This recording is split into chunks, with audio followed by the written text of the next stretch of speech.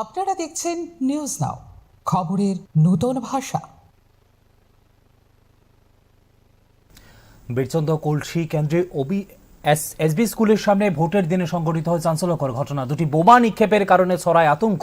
পাশাপাশি বেশ কয়েকটি বাইক ভাঙচুর করা হয়েছে বলেও জানিয়েছে সাধারণ মানুষ। বিজেপি ও তিপ্রামথার সমর্থকদের মধ্যে তীব্র উত্তেজনার প্রেক্ষিতে এই পরিস্থিতি বলে জানিয়েছে এলাকাবাসী। পরিস্থিতি নিয়ন্ত্রণে আনতে এডিশনাল এসপি নেতৃত্বে ঘটনাস্থলে পৌঁছায় বিশাল পুলিশ বাহিনী। বর্তমানে এলাকায় উত্তেজনা থাকলেও পরিস্থিতি নিয়ন্ত্রণে বলে জানিয়েছে পুলিশ।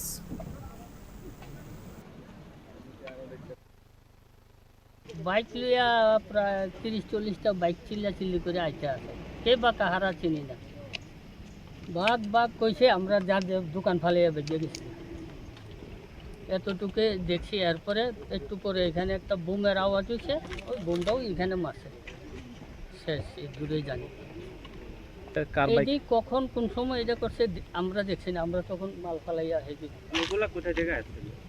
লোকাল তো না, এখানে ভোট নেই, সব যারা আইসে ভোট নিয়ে আসে, এমন কোনো আলাদা লোক দেখছে না। কিন্তু এই দিকের থেকে বাইকে প্রথমে গেছে মনোর দিকে, এরপরে আধা ঘন্টা পরে ফিরে আইছে। এই আইয়ে হই হাই করে এই কাণ্ড এতটুকু দেখছি, আর অন্য কিছু দেখছি না। কে বা কাহারা চিনিও না, জানিও না।